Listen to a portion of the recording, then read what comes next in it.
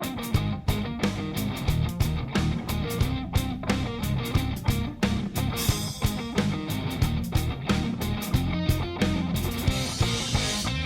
everyone, welcome to The Labyrinth, a podcast produced by Virtual Executive Director.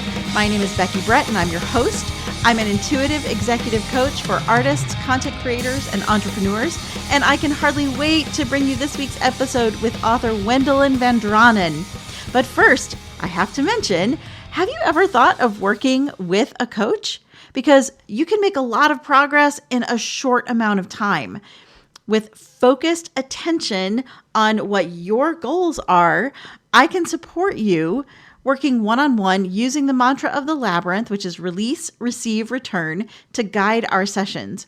So when you work with me, you'll build relationships that support you and your work, you'll receive more money for your efforts, and you'll find more time for the people and the things you love. I mean, my whole purpose is to help you get to the life of your dreams.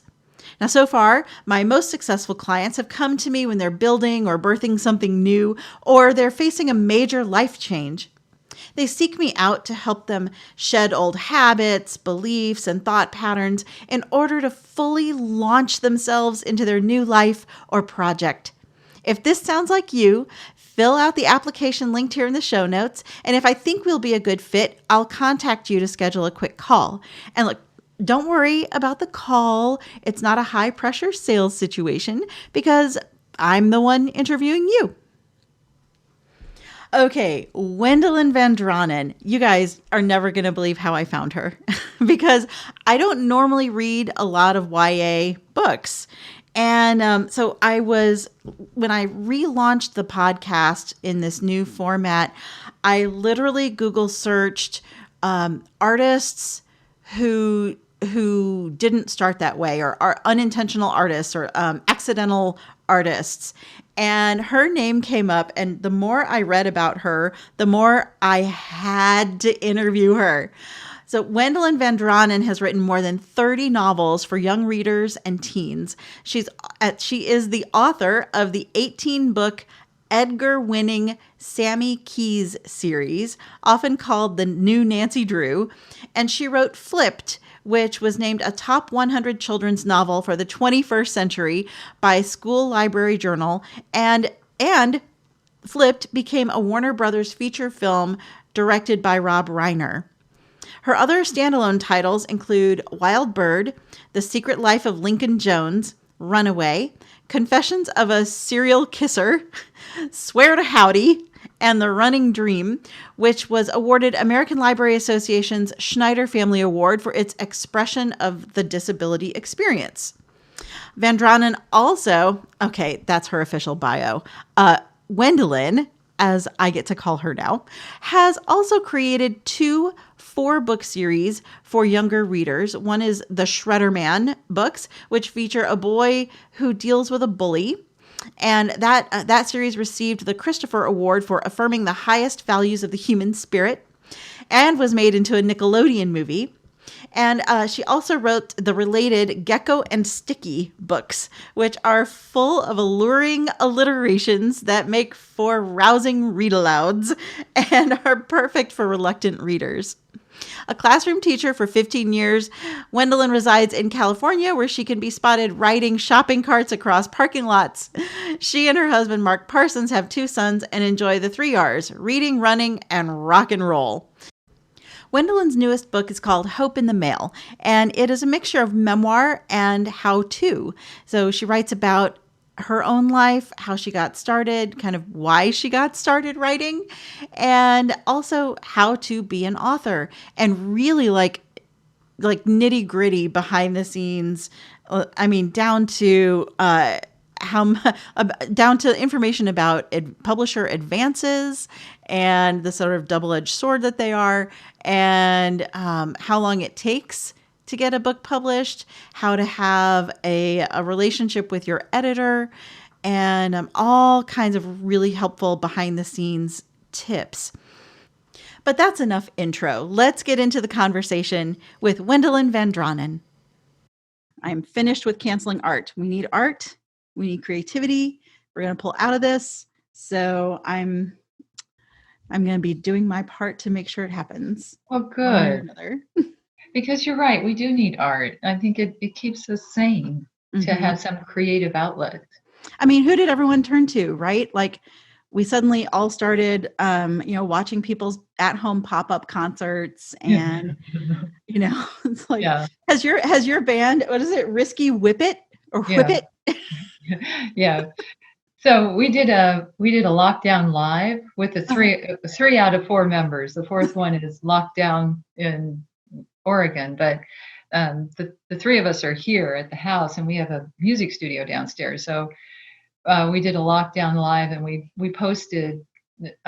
We just did. It just was a rough, of our rehearsal kind of. We were down there playing, Mhm. just as a release because we all feel just so confined, and rock and roll is a really great way to get rid of some of your angst. Yeah. So anyway, we were down there, and Mark, my husband, said we should just put up an iPhone and record this. So he put down one microphone and put up the iPhone, and then we recorded our rehearsal, which then we started. So we said, okay, what pandemic songs do we know? So so we did Crazy Train, and and we did Helter Skelter, and we did these songs that had some tangential appropriateness for the times, and then Mhm. we posted them on Facebook.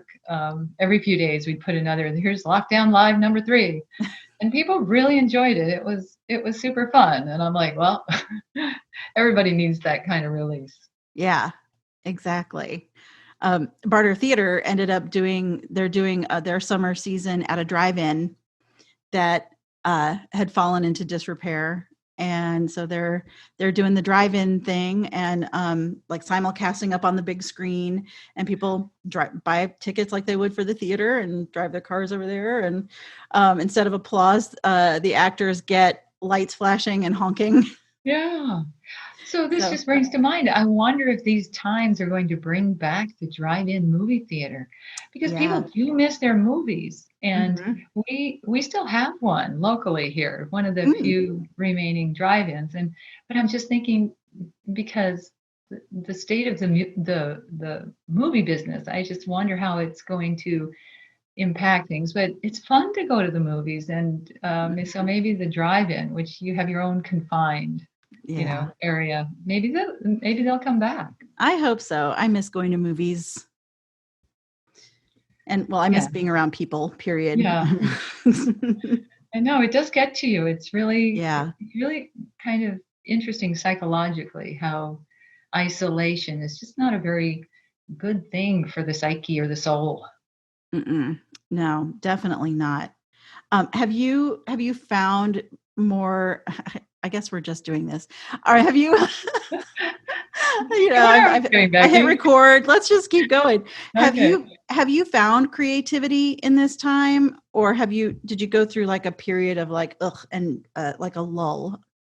Well, so what's interesting to me is that yes, it really affects your creativity, but if you can escape to your creativity, you Mm. find kind of solace in that, and it makes you want to come back to it. So I know that a lot of people have been really traumatized by just everything that's happened this year, um, and I was as well. But I forced myself into my creativity, to writing and to doing things that I felt were forward moving, because I do believe we are going to get through this, and that we will have learned a lot we will have learned a lot from it. And then on the other side, what do you have? So I want to feel like I've improved in a lot of different ways while I have this time of isolation, self-reflection, and just I think writing helps a lot with self-reflection as well. So I've actually had a very productive pandemic. Have you written another series Well, or? series now, come on. But I've there are a lot of projects in the works now that Mhm. were not in the works at the beginning of the pandemic. So, Mhm. and it's a variety of things. It's not just like I'm a novelist, Mm-hmm. but and I write for kids who are either in upper elementary school or in middle school or in high school. With Hope in the Mail, that moves over into adult readership as well. So, but I have a lot of adult fans who read my young adult fiction because, adults have discovered that young adult literature is awesome. Yeah. So, I think Gretchen Rubin had a lot to do with that. well, it's been really kind of fun to see that Mm-hmm.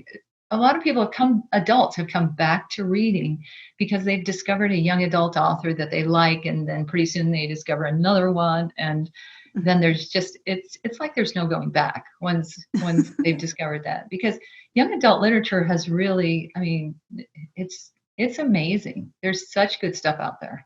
Yeah. Well, so I got my own Hope in the Mail. Oh, oh! I thought you meant that you had. Not actually. No, I got your book, Hope in the Mail. I love my that note. it's all tagged the way it is. Yep. Oh well, and also like I've written in it and folded corners. And what I love so much about this is how you combine your own story with the how-to of being an author. And I found it super accessible that way. One of the things that I noticed is in Hope in the Mail, you say true creative freedom begins with letting go. My first question is, what did you have to let go of? I think I had to let go of anger, resentment. I had to let go of the past. And I had to, that's quite a bit of letting go right there. That's a lot. And I also had to let go of my upbringing, in that my parents were very much about all us kids going into some scientific field because they were scientists, and because that's how you could learn, you could earn a living wage. If you had something in math and science. So where the creative pursuits were not something that they encouraged in any sort of career, as a career path. And so admitting to myself that this is what I wanted to do, instead of I was a computer science teacher and a math teacher. So that's sort of on the opposite scale of being a novelist. And so actually embracing the idea that I could do this instead was a big change as well. So there were a lot of changes that came from the effect that writing had on me when I first turned to it for release, a way to get rid of all the anger that was stirring inside from the really horrific things that had happened in my family. And so yeah, it was writing really did change my life.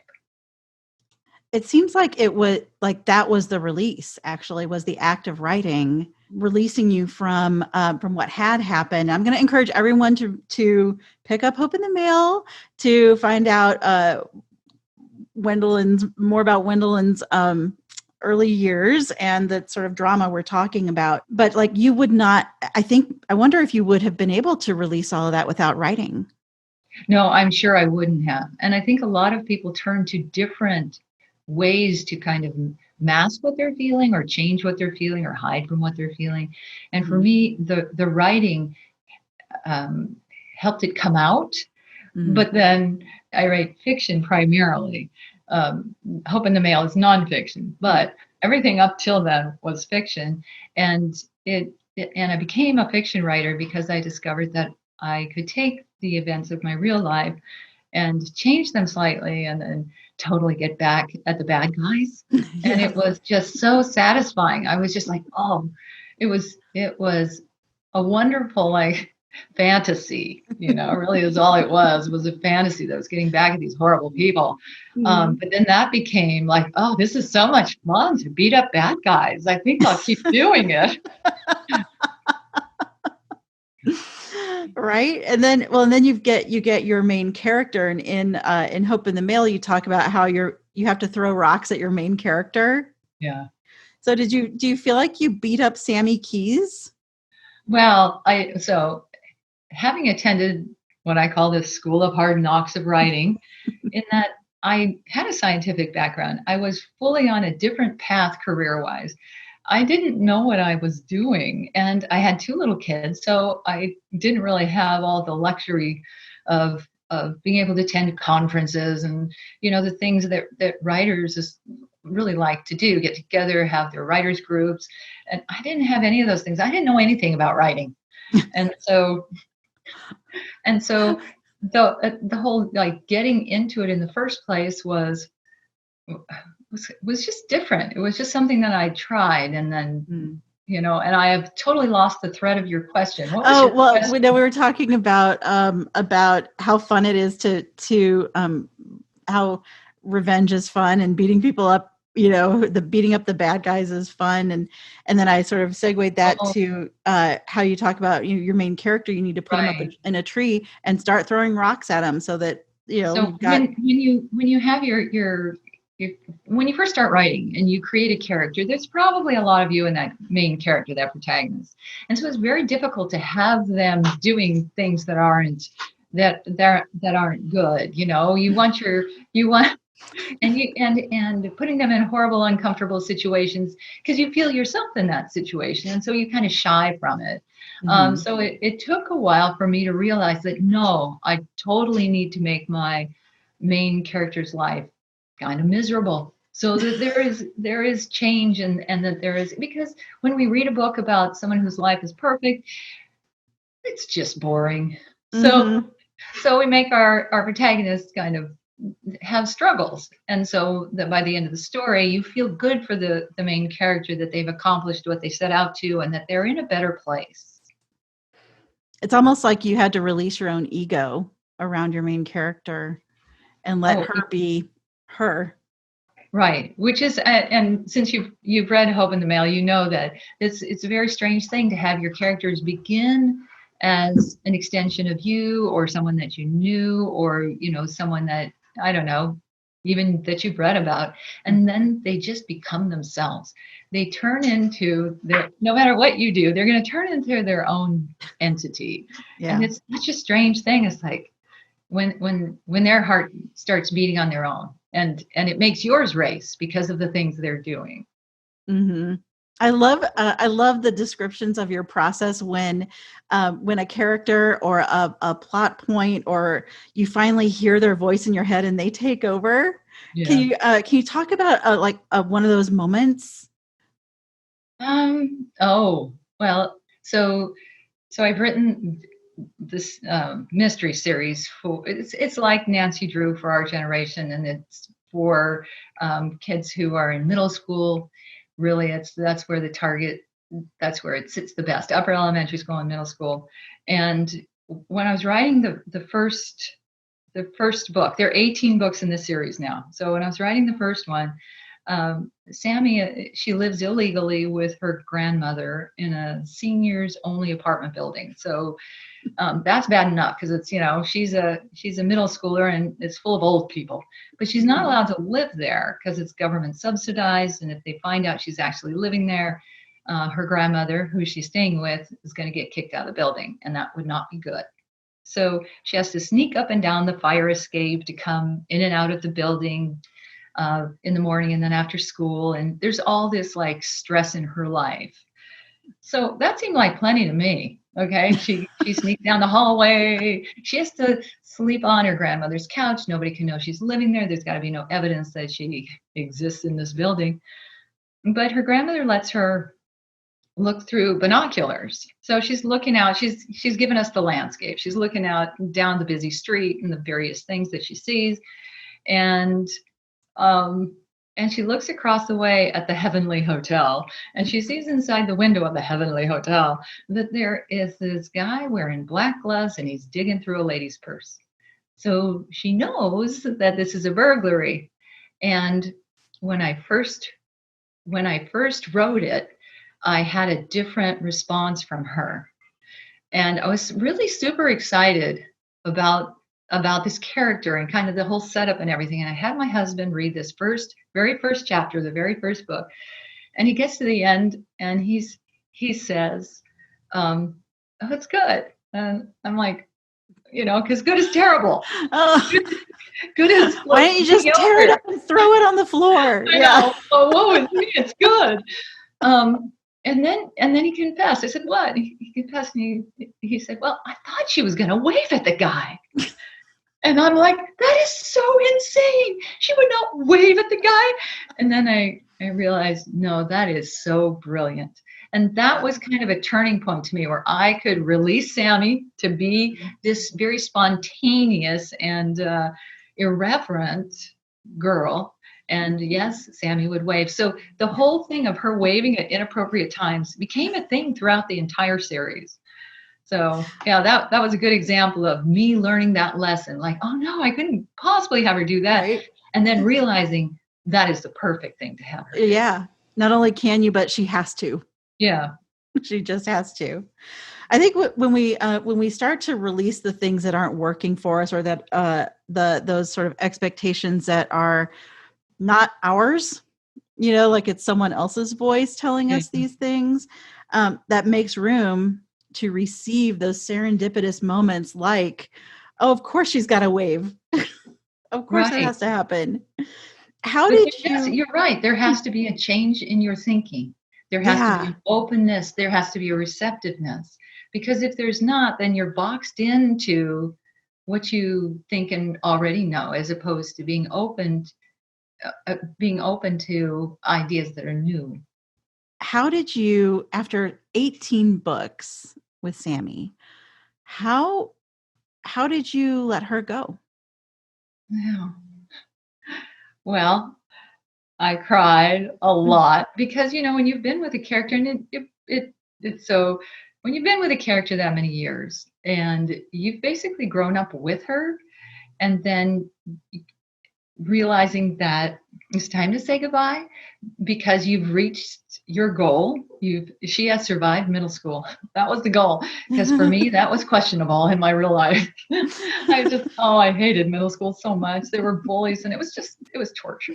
So there was a purpose for the series, and getting to the end of it. And actually you read how I was like fearful of dying before I got to the end. No, I can't die. No, I can't. My Sammy fans would kill me.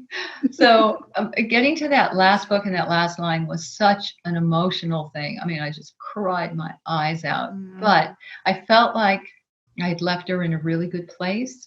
I felt like I had tied up all the loose ends of the series and kind of brought a sunrise for some of the characters, instead of the sunset. Is like there's a sunrise for these characters. They're going on their own path, and you can kind of extend your thinking to what might happen with some of these secondary characters.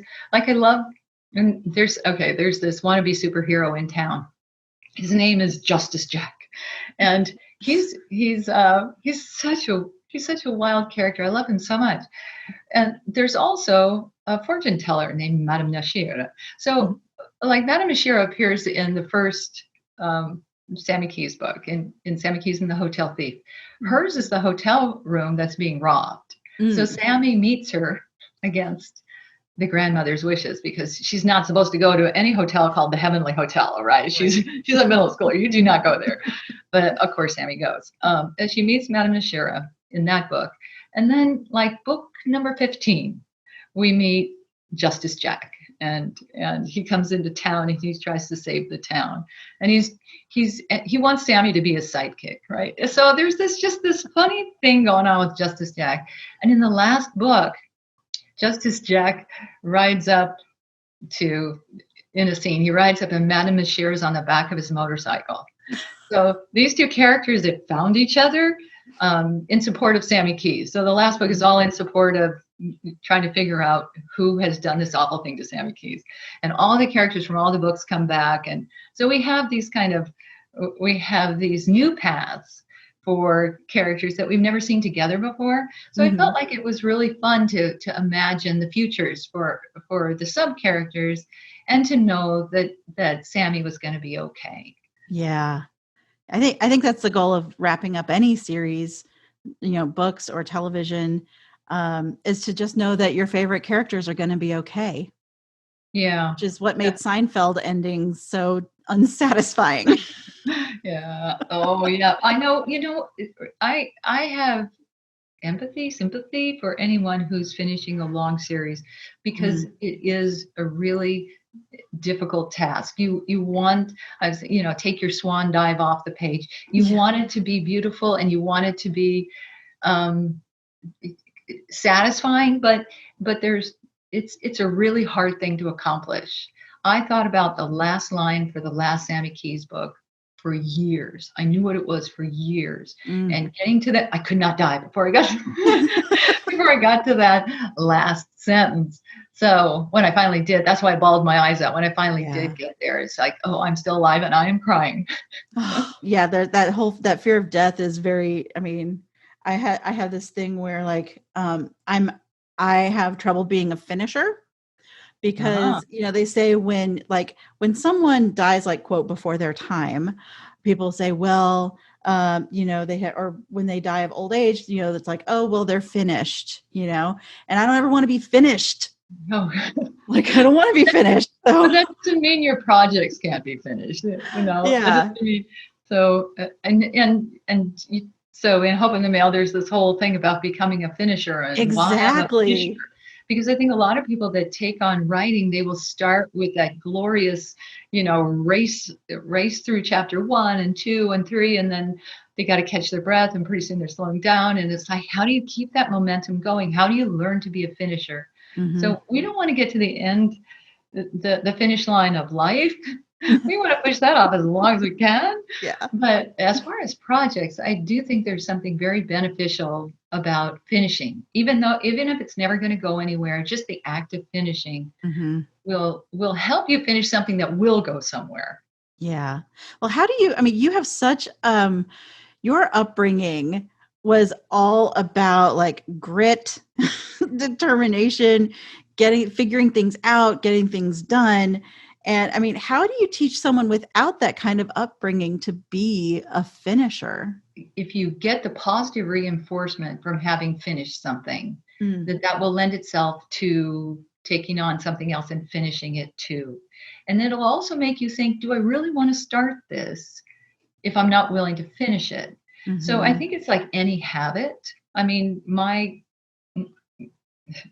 work ethic comes from the habits instilled in me by my parents. And I think that anybody can get those habits. A little bit of discipline will yield more discipline, will get you to a place where you enjoy the fruits of your finishing. So okay. It's just a habit you have to establish. Yeah. Yeah. So, I think we've learned like habits take anywhere from 60 days to 270. Like if it's a habit you don't want to establish, it'll do take it longer. Within a pandemic. Hey, get it done. Thanks, COVID. You made me a finisher. Yeah. Once you've sort of released everything, you with that first book you wrote, it was actually not a Sammy Keyes book, right? It was called How I Survived Being a Girl. Yeah. And that was your revenge fantasy. Yeah. Once you sort of released that, what did that make room for in your life and creativity, in your artistry?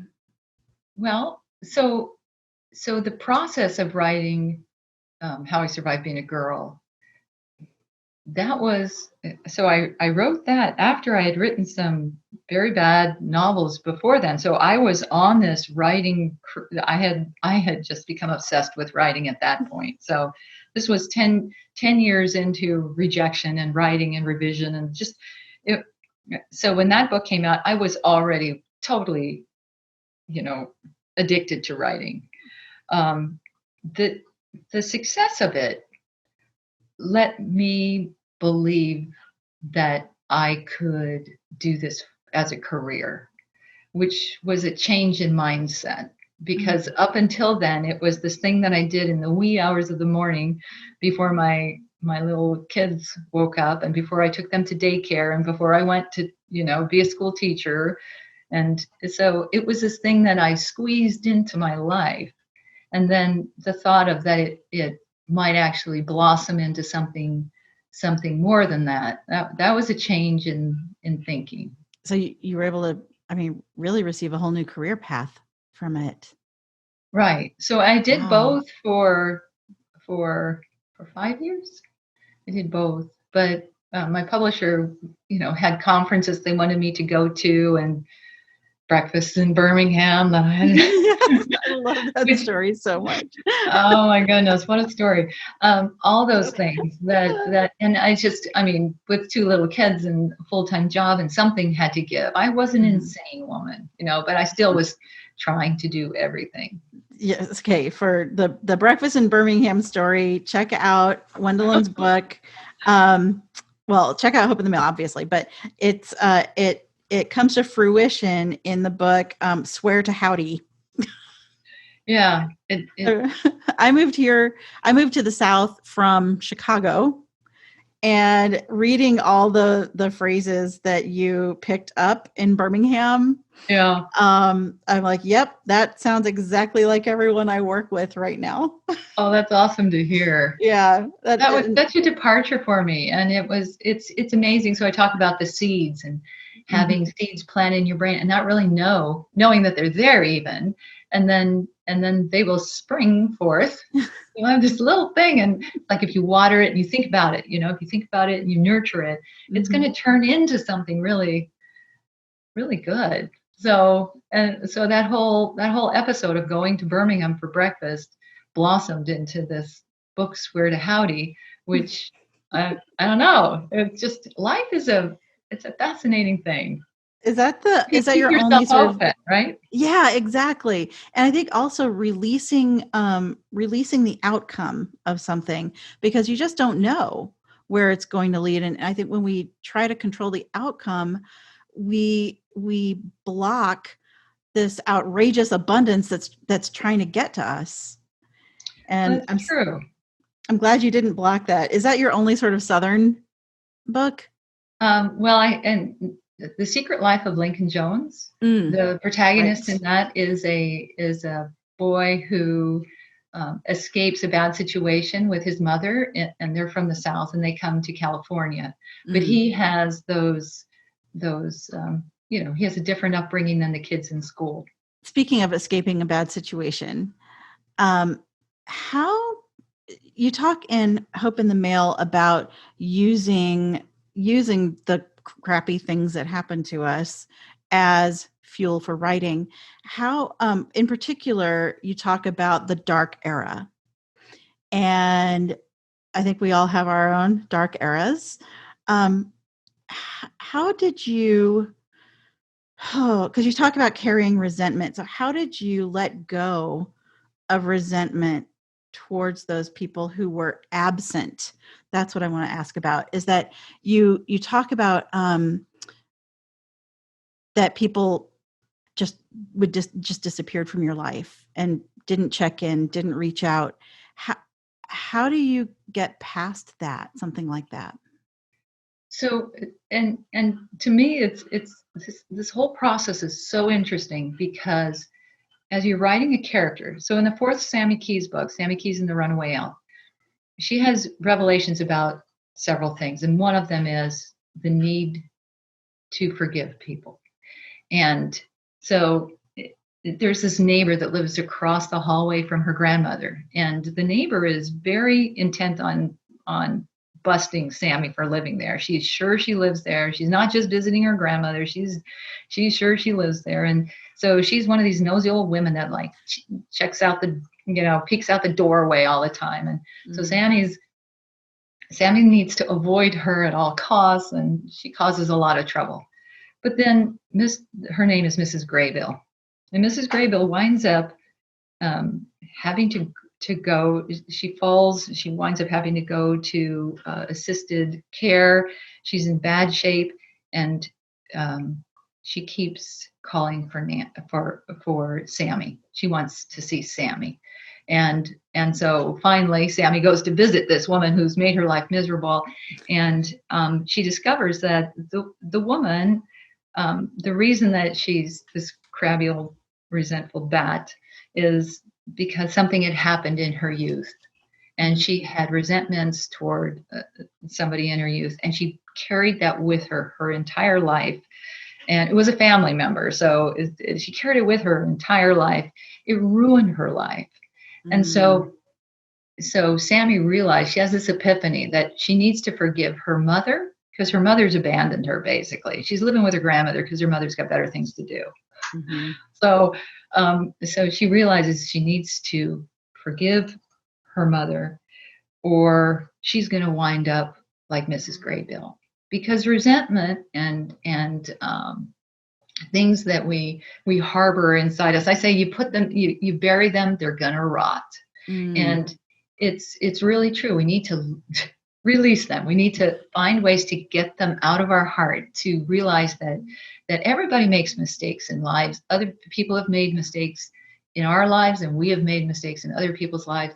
You got to find a way to accept it, to forgive it, and to move forward in your life. And so the fascinating thing to me is that Sammy and her reaction and epiphany about Mrs. Graybill is what helped me release these things that had happened in my own life. So I learned that from my character. Thank you, Sammy. Yeah. Can we talk about, is it okay if we talk about your mom? My mom, yes. Okay. Sure. And this is purely selfish because my dad a few years ago was diagnosed with Alzheimer's. And the way that you and your husband got through that, the part that you shared with the public, was extraordinary. Can you tell me about the moment when you realized that this is just how it's going to be? That was a hard one, because my mom had always, for my mom, one's intelligence was like the measure of the person. It's like how much they gave things thought, how smart they were was very important to her, way more than appearances. And so when her mind started to go, she hid it so well for so long. She would make up funny stories. Like you would ask her a question, and then she would call herself the queen. She had no interest in being a queen of any kind, but she would pretend to be regal, or she would just do things. Like we'd be in the doctor's office, and they would ask her something, and she would give some witty reply. But it took for us a while to realize that things were as bad as they were, and that was really hard, because that was her, because it was so important to her, and it really, really frustrated her that that this was happening. That's a tough one. I'm sorry. No, that's okay, because a lot of people are in that situation, and it's nice to have company even in our sorrow. Yeah. Is there anything you wish you had done differently with her situation? I would say that I committed myself to visiting her, even though visiting her almost every day. I say every day, but it's almost every day. And just being part of that whole facility and the other residents that were there, and just trying to bring happiness to people, even if my mom was asleep or not able to really visit. We would visit with the other people there, just because it's hard. it's hard for busy people to visit frequently, and it's also a hard visit to make Mm-hmm. because if you're not there all the time, they forget who you are, and that's just and then you say, well, why would I even go? Because they don't even know who I am. Mm-hmm. So it's one of those things that we committed ourselves to going, and I have a flexible schedule as a writer, so I was able to do that. But it's still, we tried to make it, tried to find the humor in the darkness, and a lot of that wound up in The Secret Life of Lincoln Jones, Mm. whose mother works as a caregiver in a dementia care facility, and this Oh, poor okay. boy. This poor boy, he's just like, oh, my mom changes all these diapers, and is so embarrassed by, what she does. Yeah. And of course, by the end of the book, he realizes uh, just what a hero she really is. Mm. Something you said made me think too that I guess we don't go to visit for them. They don't know whether we're there or not. We go to visit for ourselves, much like forgiveness. Forgiveness has nothing to do with the person you forgive and everything to do with opening Well, yourself that's back up. true. But I also think that visiting it matters to them in the moment. And Mm, even though after you leave 5 minutes later, they won't remember you were there, but in that moment of their life, they're overjoyed to have a visitor. yeah. So it's a very in the moment thing. It's living in the moment. So if you look Ooh. at it that way and you realize that there is there is good sense in visiting, uh, because it's that moment. And really, we all need to live more in the moment. Yes. So, Yes. This is all we have. So, I have one of my improv pals, David Rosowski, talks about being present. I mean, that's all improv is being present. But yeah, he talks about feeling your feelings the moment you feel your feelings, and being present and just like sitting in whatever you're feeling and letting that be your present, and you won't die most likely from it. Going back to our issues with mortality, um, but I think sitting in those emotions can lead to such a rich creative life. I mean, you've shown how those moments get turned into works of art that have been it's important to so many. so I have this I my tears are near the surface, and I Oh, just get so embarrassed. It's like, oh God, I'm tearing up, or I'm choking up, or I mean, it's just they're there, and mm, no matter how much I try to train myself against them, it's just like, oh, there they are again. mm. And so I have said to my husband, like, I just hate that about myself. I hate that. Why can't I just be calm and collected and, like talk without getting choked up? And Mm, he said, Wendelin, that's your superhero mm. power. It's like, that's your superpower, that you feel everything as that everything's as close to the surface, that your heart is as close to the surface as it is. So I try to look at it that way, even though in the moment, speaking of in the moment, Right, in the it's like, moment, oh, why? Yeah. it's always just so embarrassing. It's like, oh, my nose is running and my eyes are running. And mm. Are you an ugly crier? Oh, I'm such an ugly crier. Yeah.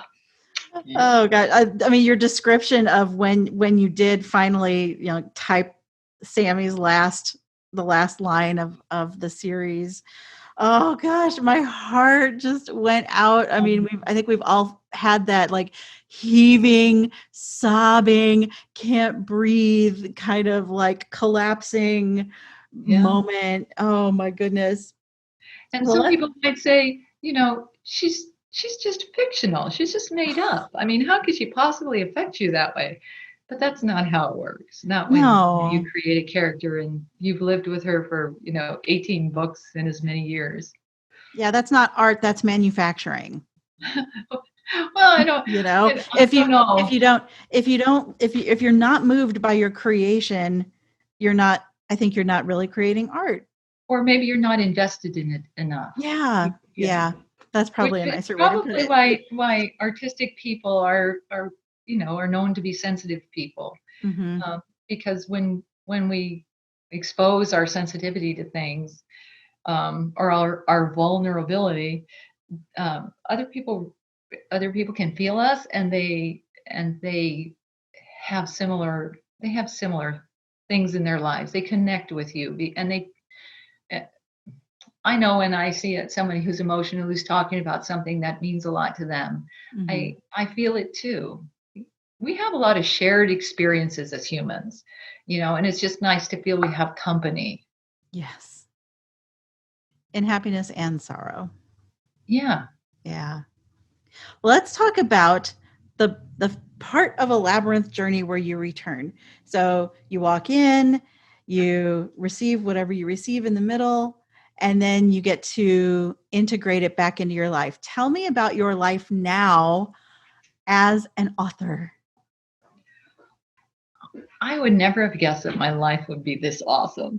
And my life is just awesome. I love what I do. I love my family. I love where I am. I feel really, really fortunate. And so I think that the whole idea of the labyrinth um, and going inside it, I feel like I was in the labyrinth for a very long time. And I think that when we have like a job and a family and kids, and we're doing all these, especially women, you're doing all of these multitude of things, trying to get them all done in a day, you're in the labyrinth. Yeah. But I feel like the return part for me has been hope in the mail, because I know that there are a lot of people who have the same kind of situation that I had, or are struggling to find a place for their creativity in their life, to make space for it so they can actually practice it or participate in it. And I I feel like hope in the mail. So the whole expression hope in the mail came from when my husband and I were living in this really rundown rental in a bad part of town during the dark era. Yeah. And we were both writing, and we were submitting things to publishers and agents in New York, and we were getting rejected, roundly rejected. And so my husband would ask me, "Did you put hope in the mail today?" And I would ask him, "Did you put hope in the mail today?"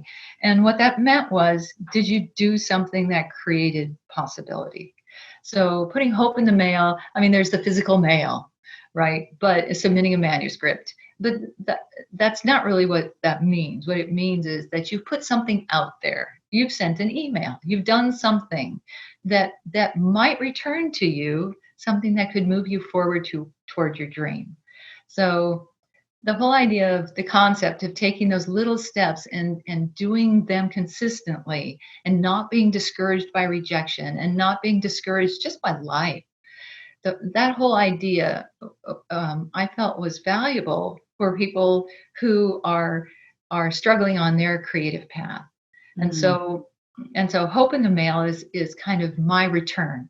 Yeah. It's my way of saying, this is everything I learned the very, very, very hard way. And I hope it helps you not have such a difficult path, or be, stuck in the maze for that long, Right. to actually to move forward more quickly than I did.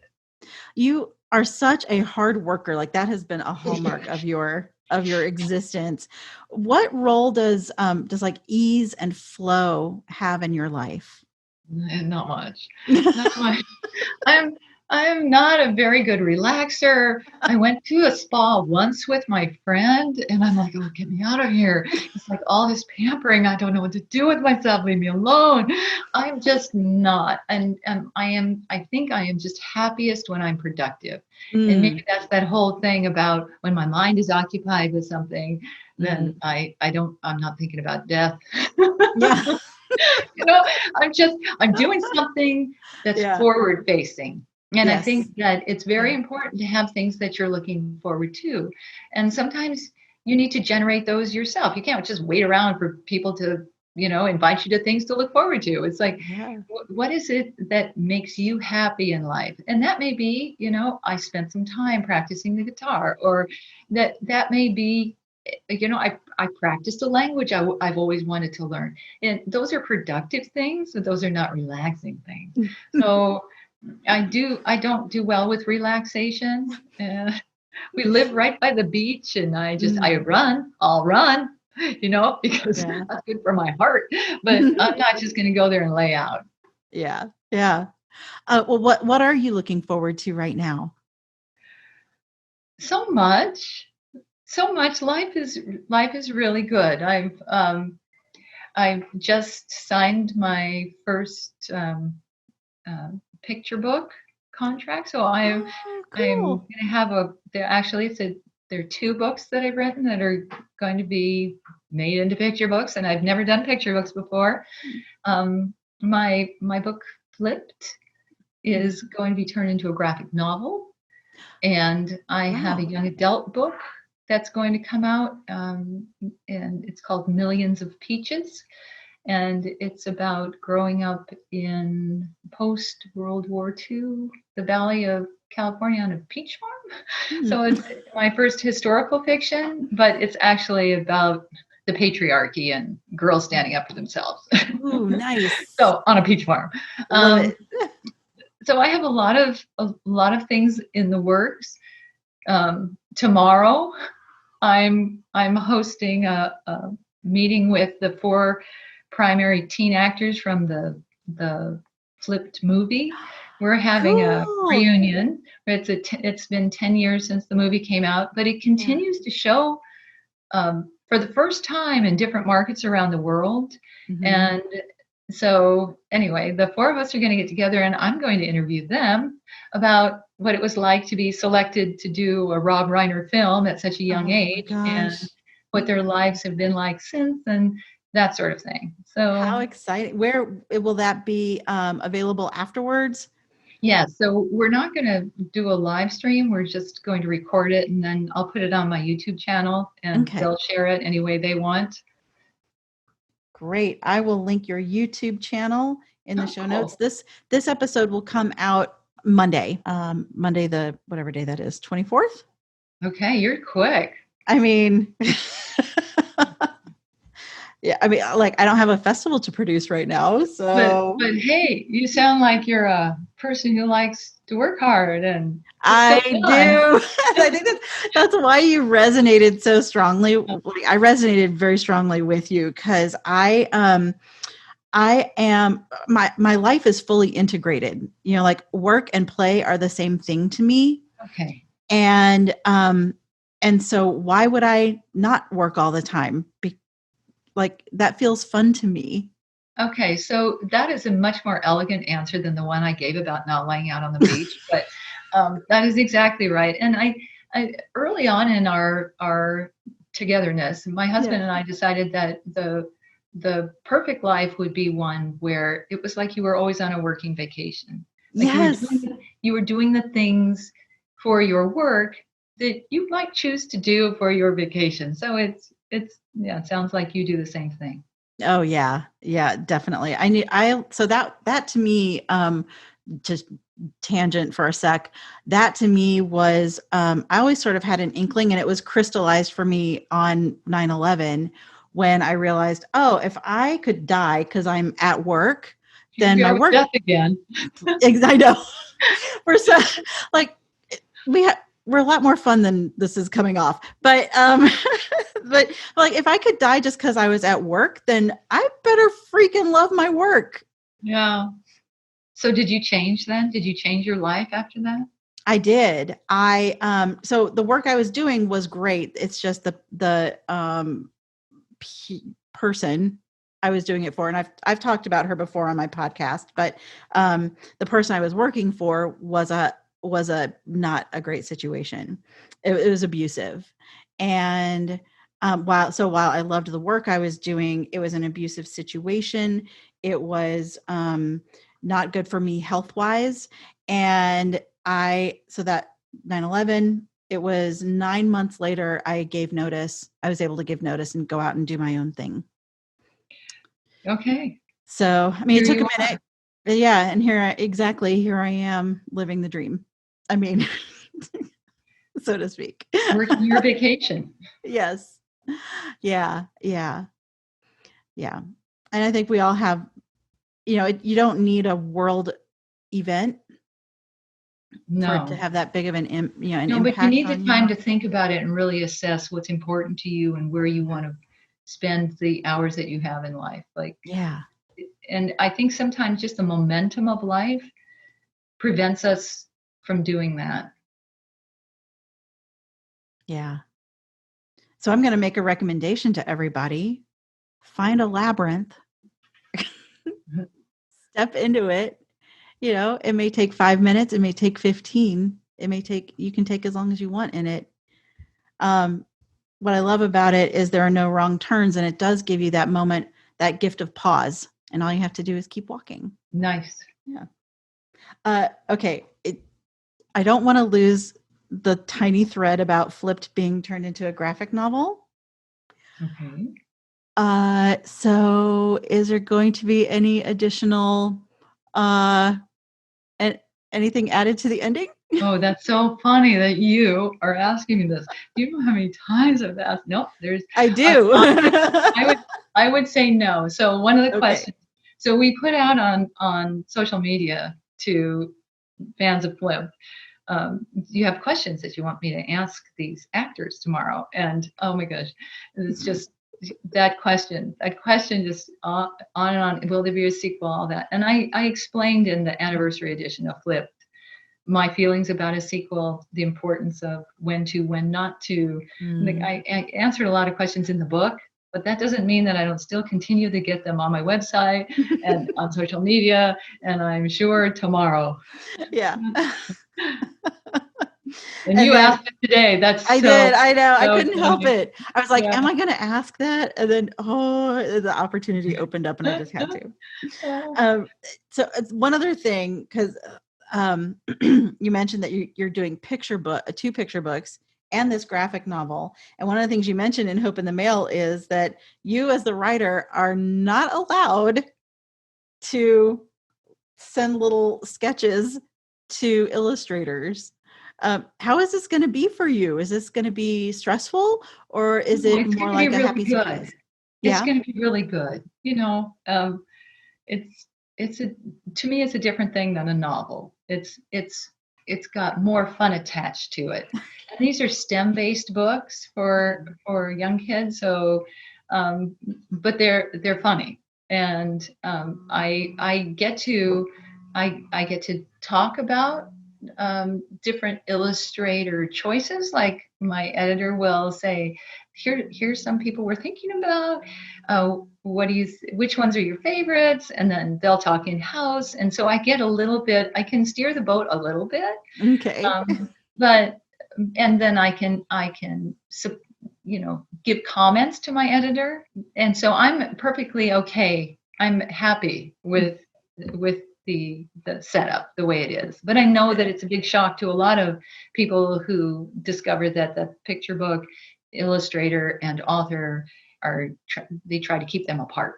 And I understand why, so I respect that. Yeah.